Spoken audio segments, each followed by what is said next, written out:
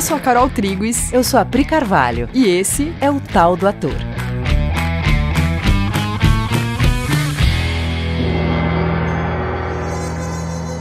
Oi, galera! Oi, gente! Tudo beleza? Estamos aqui com a continuação do episódio anterior, falando ainda sobre o tal e a relação do tal com o trabalho do ator e com o nosso trabalho especificamente, a maneira como a gente olha para o teatro. E aí, no episódio passado, a gente falou sobre os 5 primeiros itens do taoísmo. Dos 10 princípios básicos, né? Do que poderíamos chamar de os 10 princípios básicos do taoísmo. Yes! E aí a gente vai continuar. A gente vai falar do 6º, 7º, 8º, 9º e 10º itens. A gente vai ficar mais no 10º item, né? Que é o que a gente quer falar desde o começo, na verdade. A gente tá falando de tudo isso porque a gente quer chegar no 10º item. Mas a gente vai passar por todos. Então, o 6º item é: seja você mesmo sem se importar com o que os outros pensam. Se importe com o que os outros pensam e você será sempre o seu prisioneiro. Tcharam! E aí a gente ficou olhando para essa frase, né? Seja você mesmo sem se importar com o que os outros pensam. Se importe com o que os outros pensam e você será o seu prisioneiro. E a gente ficou pensando no trabalho do ator, né? A gente falou um pouco disso até no episódio passado, né? No item desapego. Sim, sobre querer reconhecimento, isso, né? Isso. A gente pensou muito nisso, assim, que o ator, às vezes, ele fica com a cabeça muito presa no feedback do seu trabalho. Como se a importância do seu trabalho fosse mensurada pelo feedback, mas um feedback que fica no âmbito do gostei ou não gostei. É bom ou é ruim? Ou não fui aprovado ou fui reprovado, né? E a gente ficou pensando nisso, olhando para isso. Então, o feedback, ele tem a sua importância para o ator. Só que é num lugar muito específico, que é assim, quando uma plateia te dá um feedback, quando pessoas te dão um feedback, o ator fica sabendo se a comunicação está sendo efetiva ou não. Se aquilo que ele programou como mensagem para passar para uma plateia, para o lugar que ele se determinou a fazer as pessoas alcançarem através da peça, do filme, do sei lá o quê, se está chegando para as pessoas. Quando ele recebe um feedback, a plateia está contando se chegou ou se não chegou. Então, um comentário de alguém sobre o seu trabalho, ele é um comentário que te conta se a pessoa viveu a experiência que você propôs ou se ela não viveu. E se ela não viveu, aí você vai olhar para o seu trabalho e entender, né, que maneira que eu posso fazer para que eu garanta que a comunicação aconteça entre mim e o público. Porque isso é uma postura profissional. Um feedback do trabalho de um profissional conta para o profissional sobre o trabalho. E aí a reação profissional é saber que ajustes esse trabalho vai ter que passar para ser melhor enquanto trabalho, né? Não é sobre você. Um feedback deve ser sempre sobre o trabalho e o ajuste sobre o trabalho. Né? Sobre a entrega que esse trabalho gera, se está chegando para as pessoas ou não e que ajustes eu devo fazer para isso. Isso é uma reação profissional, um feedback. E fazer do feedback algo produtivo. Sim, e a sua mente fica livre, né? Deixa de ser sobre melindres, de receber uma crítica. Não é sobre esses melindres, é sobre, né, saber qual o alcance que está tendo o trabalho que eu estou fazendo, como ele está sendo recebido pelas pessoas e transformando pessoas. E aí, 7. Sabedoria e força vêm de se manter humilde. O homem sábio é aquele que sabe que ele não sabe. Que é eu só sei que nada sei. Essa postura de eu não sei é uma postura essencial para começar qualquer tipo de trabalho, para compreender qualquer mentalidade, para conseguir compreender qualquer personagem, para compreender a mensagem de qualquer texto. Para fazer qualquer pesquisa. Né? Exatamente. Qualquer pesquisa que o ator vai fazer, e quando eu falo pesquisa, lembrando, a gente falou isso em outros episódios, né, que a pesquisa é parte do trabalho do ator. Ele vai pegar um texto, ele necessariamente vai entrar em mentalidade de pesquisar o que tem ali, né, vai começar a pesquisar um movimento de corpo, de voz, de qualquer coisa do ferramental do ator. A postura de pesquisa vai ser sempre essencial. E esse eu não sei Você saber que você não sabe nada de antemão é essencial para você entrar em postura de pesquisa. É porque senão a tua pesquisa vai estar sempre condicionada a coisas que você supostamente já sabe. E esses saberes, eles funcionam como filtros para a tua pesquisa. Se você já tem opiniões prévias sobre alguma coisa, essas opiniões elas vão sempre servir como filtro para a tua pesquisa. Se você já tem, ou se você quer muito defender que não, eu já sou um ator e eu já sou formado e eu já tenho muitas habilidades, você vai sempre partir desse lugar para abordar qualquer coisa. Esse lugar te impede a postura genuína de pesquisa. Você já vai com muitas coisas pré-concebidas que funcionam como filtros mesmo. Na verdade, elas vão ser um tapume para que você possa ver novas possibilidades ou para que você possa entrar em contato com o que realmente está num texto ou num personagem. Sim, nossa, gente, essa postura de admitir que você não sabe, ela é o prazer, né? É o prazer de trabalhar com arte, é o prazer de você ter o tempo de receber um material e se debruçar aquilo e se dedicar e não se obrigar a eu tenho que saber, eu já deveria saber isso, eu já deveria ter uma resposta para isso, eu já deveria ter esse personagem formado na minha mente. Isso é impossível, percebe? E é uma tortura. É uma tortura, é uma responsabilidade. É você tirar do seu trabalho o prazer. É você achar que você deveria saber, é tirar o prazer do seu trabalho, que é o prazer da pesquisa. Né? Admitir que você não sabe, perceba isso, faz isso. Quando você admite que você não sabe, você relaxa imediatamente. Você fala assim, eu não sei a verdade, porque a verdade é que a gente não sabe antes.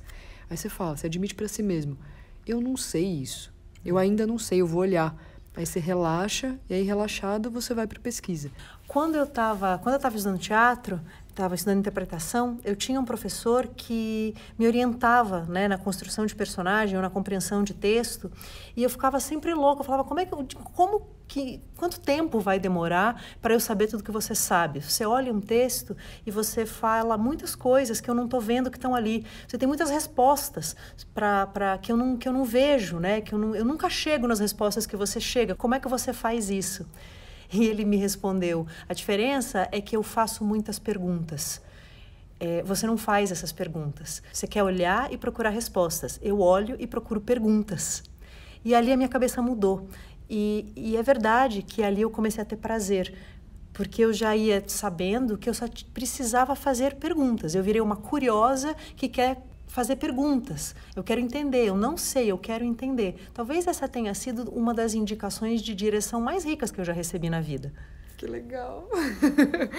E aí, por conta disso, a gente decidiu que o próximo episódio a gente vai falar sobre isso, sobre como abordar um texto e que perguntas são essas que a gente tem que fazer para fazer contato com o texto, para começar a entender do que ele está falando, quem está falando, para quem está falando.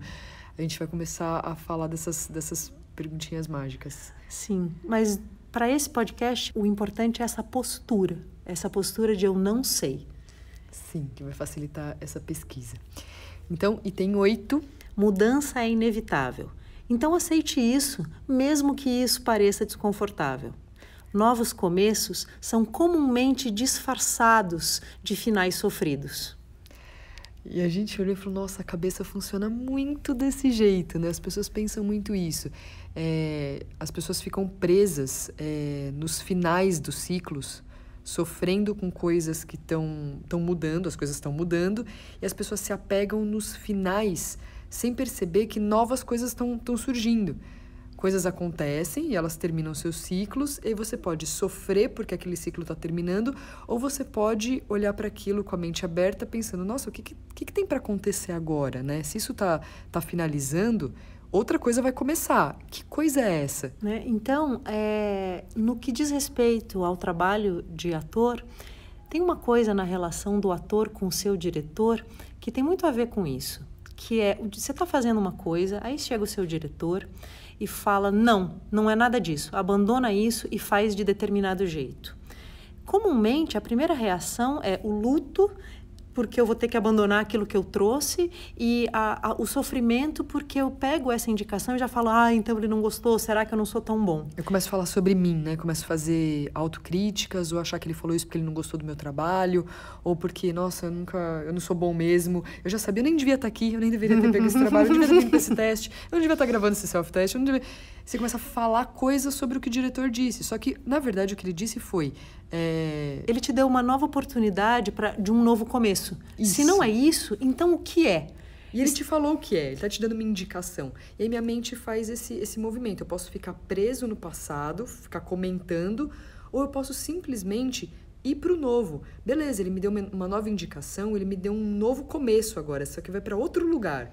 Sim, e isso não é uma crítica, isso é só uma nova ideia.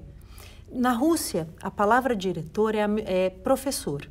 Né? O diretor é um professor, porque cada vez que um diretor te dá uma nova ideia, uma nova abordagem, uma nova indicação, ele está te ensinando uma possibilidade que você sozinho não viu e que talvez você nunca visse. E que quando você, ator, se dedicar a resolver, você sairá daquilo com novas ferramentas e novas possibilidades de interpretação que você até então não tinha. Esse é sempre um novo começo. Sim. Então, item 9. Aprenda a seguir primeiro se você quer algum dia liderar. Isso à primeira vista parece um contrassenso, né? Por que você teria que seguir para liderar? Olhando para isso, a gente percebe que se você quiser liderar alguém, ou para o ator, se você quiser conduzir uma plateia, a primeira coisa que você vai ter que fazer é segui-la, ou seja, você vai ter que conhecê-la, você vai ter que andar nos sapatos da plateia um pouco, para entender como ela pensa, o que ela sente, de onde ela está vindo. Ao invés de ficar de fora analisando uma plateia, tendo um olhar crítico ou analítico com relação a uma situação ou a plateia, você vai ter que primeiro adentrar aquela mentalidade, se submeter a ela de maneira a conhecê-la, saber como ela opera, saber de dentro. E aí, então, você vai ter condições de, a partir desse conhecimento, propor coisas, liderar. Sim.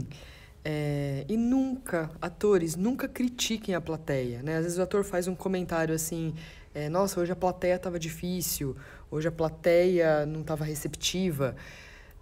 Nunca critique a plateia. A plateia está te dando a temperatura do recebimento. Ela está te contando como as coisas estão sendo recebidas, como é que ela está experimentando aquela experiência que você está propondo.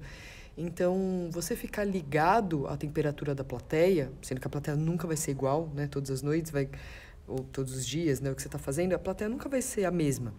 As pessoas são diferentes entre si, né? Elas estão te contando que cada uma tá de um jeito.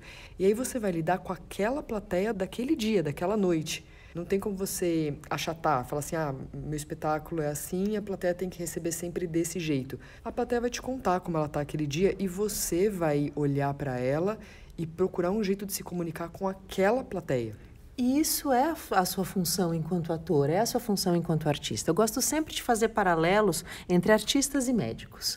E então, criticar uma plateia ou dizer, não, meu espetáculo é assim, a plateia que lute, é como se um médico chegasse frente a um paciente e dissesse, meu tratamento é assim, e você que se adapte. Você não espera isso de um médico, você acha que o médico ele vai ter que te entender, né? E depois de te entender profundamente, aí sim te dá um tratamento, né? Achar um diagnóstico e te dar um tratamento. Por que com um ator seria diferente? Sim, e se o paciente não estiver respondendo aquele tratamento, o médico vai ter que mudar o tratamento, claro. Né? Ele vai ter que descobrir um outro jeito de te ajudar a curar aquela doença. E isso é normal, você entende isso como a função normal do médico. Uai, essa é a sua normal função também. Sim. E finalmente, o 10º item, que é sempre vá com o fluxo. No taoísmo, um dos conceitos mais importantes, que era o que a gente queria tanto abordar, é o conceito de Wu Wei. O que é o Wu Wei? Wu Wei é descrito como a arte de não fazer nada, a arte de se inserir num fluxo, de detectar esse fluxo e conseguir se inserir nele. Então, Wu Wei, que se escreve em chinês, mas no nosso alfabeto é W-U, a primeira palavra W-U, segunda palavra W-E-I, Wu Wei. O Wu Wei é uma dimensão que é de todos, é algo que que é seu, é meu, e você só tem que identificá-lo e se inserir harmonicamente nele. Para a gente começar a falar de Vouvei, eu acho que falar de esporte exemplifica legal. Sabe quando você está jogando num jogo qualquer e lá pelas tantas você está tão focado nesse jogo que você começa a responder sem a mediação do seu intelecto? Você começa a ter reações muito rápidas e muito espontâneas e muito dentro do contexto do jogo, né? Você começa a ter reflexos muito precisos. Você sabe exatamente aonde está o time contrário, você sabe onde está a bola, você sabe o que você tem que fazer, mas você não precisa pensar sobre isso. Você entrou numa zona onde você está inserido num fluxo. Isso é um bom exemplo do que é Vouvei. Ai, que incrível essa explicação, porque todo mundo sabe que momento é esse, né? Aquela hora que você tá respondendo e não tá passando por um link dentro do seu intelecto, assim, vou fazer isso. Não tem esse momento, você só reage como se você estivesse respondendo com lugares que não passam pelas suas decisões intelectuais. Você está contextualizado e servindo aquele contexto, você está servindo. Tudo que chega para você, você facilita para que o contexto continue. Você está ativo, mas você não está se esforçando. Você está totalmente envolvido com o foco só naquela atividade, sem ficar pensando sobre si mesmo. Acho que isso é o primeiro elemento importante do Vouvei. Quando você está em Vouvei, você eliminou o discurso mental sobre si mesmo ou sobre qualquer coisa. O diálogo mental, que faz com que você faça comentários sobre você ou sobre o outro, cessou. E o seu foco está inteiro no que você está fazendo. E o que impede esse foco que é natural a todos? Esse foco que gera esse fluxo, né? Porque a tradução primeira do Vouvei vai ser fluxo. O que impede essa sua inserção nesse fluxo naturalmente? A primeira coisa são as regras. Todo apego a regras, toda subserviência a regras vai te tirar do fluxo. E quando a Pri fala regras, é esse lugar da cabeça que fica te dando parâmetros de certo e errado a partir de uma cultura. A cabeça fica presa no que... se avaliando. Isso aqui está certo, isso aqui está errado. Isso aqui está certo, isso aqui está errado. Isso aqui pode, isso aqui não pode. Essa prisão nas regras da cultura não vai permitir que você fique livre olhando para onde que o fluxo está mandando as coisas para você poder se inserir naturalmente nisso. Você não vai nem perceber o fluxo. Você está dedicado a servir a regras previamente estabelecidas e você não está ali presente, notando que um fluxo existe, que você pode se inserir gentilmente nele. Sim, se você reparar, toda vez que você está analítico, né, pensando nas regras, a sua cabeça ela fica numa fritação. Você fica cheio de dados e a sua cabeça fica analisando os prós e contras daquela situação. Acho que eu vou fazer isso porque aí tem essa consequência aqui. Não, mas o que eu quero mesmo é fazer aquilo, mas se eu fizer aquilo, não sei o quê. Aí você fica analítico na cena. Isso é você fechado na sua cabeça. Isso não é o fluxo do contexto. Então, para ir para o fluxo do contexto, você tem que abandonar essas regras na cabeça. Você também vai ter que abandonar as distrações, né? O que alimentam distrações? Pensamentos outros além da cena que você está vivendo. São os seus desejos. Esses desejos, eles vão direcionar a sua percepção. E aí você, com essa percepção direcionada a partir dos seus desejos, você não percebe o que está acontecendo no momento. Você, de novo, nega o fluxo. E como que você reduz desejos? Não alimentando pensamentos de elogio ou de culpa, sobre prêmios ou reconhecimento, ou sobre habilidade, ou sobre falta de habilidade. Ou seja, você tem que parar de falar de si mesmo. Gente, a gente achou isso muito maravilhoso. Porque muitas filosofias vão falar sobre elimine os seus desejos, né? E, cara, a gente está aqui na Coexiste há 10 anos, eu e a Pri, a gente está estudando isso. A Coexiste é um treinamento absolutamente prático de tudo isso que a gente está falando. A gente está indo lá estudar no taoísmo, né, para poder contar por que a gente escolheu esse nome pro podcast. Mas esse é um treino que a gente está fazendo há 10 anos. Então, a gente lê essas coisas. É muito legal, inclusive, né, a gente entrar em contato com esses conteúdos e hoje a gente sabe muito do que está sendo falado. A gente entende o que uma filosofia milenar fala, né? Por que todas as pessoas que falaram o que como as coisas são mesmo, elas falaram a mesma coisa, né? O que Jesus disse e o que o taoísmo está dizendo e o que os grandes sábios falaram, o que Buda disse, se você for olhar, tudo tem a mesma origem, eles viram a mesma coisa. E estão falando sobre isso, procurando passar esse conhecimento. O Shakespeare fala disso. Sim. Todos, é isso mesmo, todos que falam o que é, vão sempre falar algo é. Algo é, e esse algo é um fluxo, e todo discurso sobre você mesmo, todo apego a regras, a coisas que não estão presentes naquele momento e que tem a ver com um desejo muito pessoal, vai te tirar do fluxo e enlouquecer a sua cabeça. Sim, e você pode reparar isso, é muito fácil de ver isso no dia a dia, né? Que é esse treinamento que a gente faz aqui na Coexiste, isso fica visível no nosso dia a dia. Muito na prática mesmo, que é, queira alguma coisa e chega numa cena querendo uma coisa. Repara o que acontece com os seus sentidos. Você direciona todos os seus sentidos na perseguição da satisfação daquele desejo. Você não está mais livre para entender aquele contexto e servir o contexto e entender o que precisa ser feito e onde você se encaixa nisso. Você se fecha e você começa a perseguir o seu desejo. É fácil de ver. E aí, como ator em cena, esse é o lugar aonde você se apequena. Existe um fluxo, um jogo acontecendo, uma peça, textos, parceiros de cena, tem todo um contexto que, se você diminui sua atividade mental, diminui os comentários sobre si mesmo, você consegue perceber, se inserir, e nesse jogo a genialidade tão desejada, ela pode vir. Mas você, dentro da sua cabeça, o tempo inteiro, isso deu certo, isso ficou bom, isso não ficou bom. Comentando, você se aparta desse contexto, se apequena, né? E começa a ter reações que vêm de um lugar pequeno, que você depois vai discordar e achar que foi ruim. Sim. E aí tem um textinho que eu acho que eu queria ler exatamente como está escrito, que ele vai falar sobre desativar a rede de funcionamento padrão, que é o grupo de áreas do cérebro que são ativadas quando você não está envolvido em nenhuma atividade particular. Mas essas partes do cérebro estão ativas e são parte implicadas no senso de self. Ou seja, quando você está não envolvido em nenhuma atividade particular, tem uma área do seu cérebro que continua ativa. E essas partes ativas do seu cérebro, elas são aquelas que ficam mantendo o seu senso de individualidade, o seu senso de self. E elas fazem isso mantendo esses pensamentos discursivos que você tem de você, sobre você ou sobre qualquer coisa.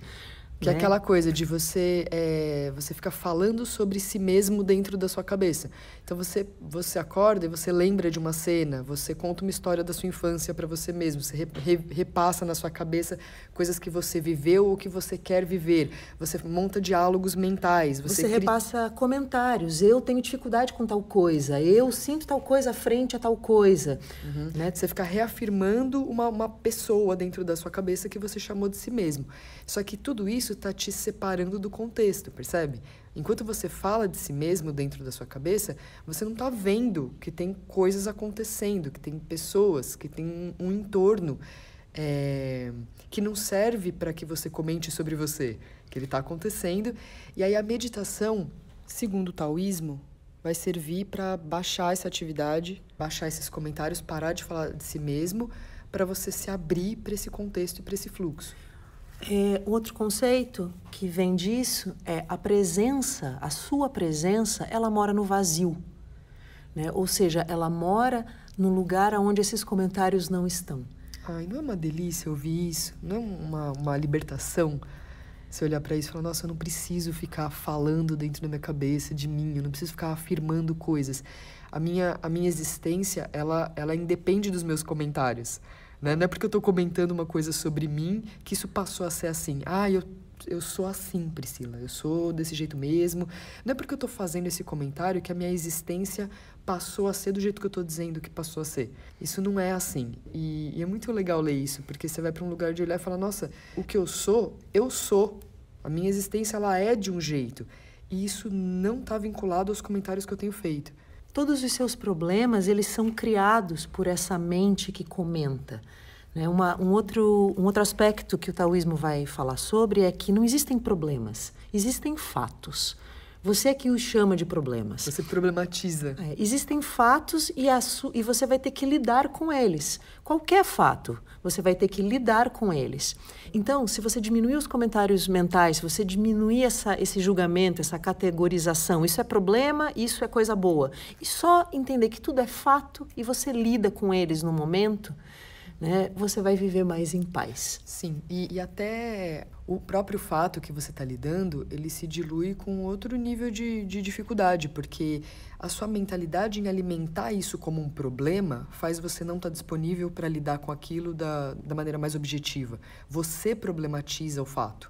E aí ele parece insolúvel, parece que é difícil lidar com alguma coisa, mas você está problematizando uma coisa que poderia ser lidada de um jeito simples. A gente está falando de uma coisa filosófica, mas que se você for olhar para a sua carreira ou para a sua lida cotidiana como ator, isso está presente em todos os momentos. A gente problematiza coisas. A gente comenta coisas o tempo inteiro, a gente está crítico, isso é bom, isso é ruim, eu fui bem, eu fui mal, essa pessoa me ajudou, ela me atrapalhou, esse teste está terrível, esse teste está legal. É muito discurso, isso enlouquece a sua cabeça, mina a sua capacidade de se inserir num fluxo, de jogar livremente, de apontar para lugares novos e de ter prazer na sua profissão.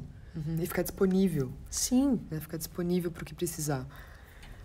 O que o Vulvey te propõe é você permanecer no seu estado natural e lidar com tudo de forma autêntica.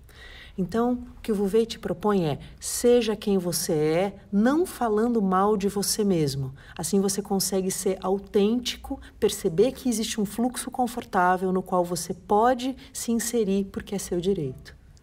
Que delícia. Que legal. E a gente quis falar desse conceito do Vulvey porque ele vai muito de encontro com o nosso trabalho e porque é um treinamento que a gente faz aqui na Coexiste o tempo todo, né? A gente fala sobre isso o tempo todo e treina isso o tempo todo. É muito parte da nossa história, olhar para isso e desarmar as armadilhas que tem na mente para você evitar que isso aconteça, evitar esse prazer de viver. A gente fica desarmando isso, gerando dinâmica, fazendo aula, montando aula, batendo isso com Cauim e Aninho o tempo todo, fazendo o nosso treinamento nisso, para conseguir viver isso na prática, que não é difícil, é só um aceite que a gente dá para a gente mesmo e para a vida. Tudo que nos guia aqui no Departamento de Teatro da Coexiste, que é um segmento do curso A Verdade Presencial, do qual a Carol e eu somos alunas há muitos anos, é uma máxima, é uma frase de Cauim e Anin que diz o seguinte: estar inspirado para a arte é estar em contato direto com Deus. Para isso ser possível, você tem que não ter regras, não ter crítica, não ter discurso, aquietar sua mente e permitir que o fluxo se faça.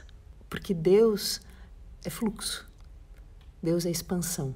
Estar em contato com a arte é tirar tudo que impede esse fluxo expansivo e prazeroso. E é isso, gente. É isso, galera. Que gostoso. Obrigada. A gente gostou muito de fazer esse episódio. E a gente quer saber como é que está sendo para vocês ouvir tudo isso. Se vocês têm sugestão de tema, coloquem lá no Instagram, entre no Instagram Coexiste Teatro e fala com a gente, se comunica com a gente vai ter o maior prazer de responder perguntas e de ouvir sugestões e ouvir sugestão de tema. A gente quer muito saber o que está ajudando vocês e o que vocês querem ouvir sobre teatro, sobre arte. E é isso. Até então o próximo episódio, onde a gente vai falar sobre texto, como abordar um texto. Tá bom? Um beijo e até semana que vem. Tchau!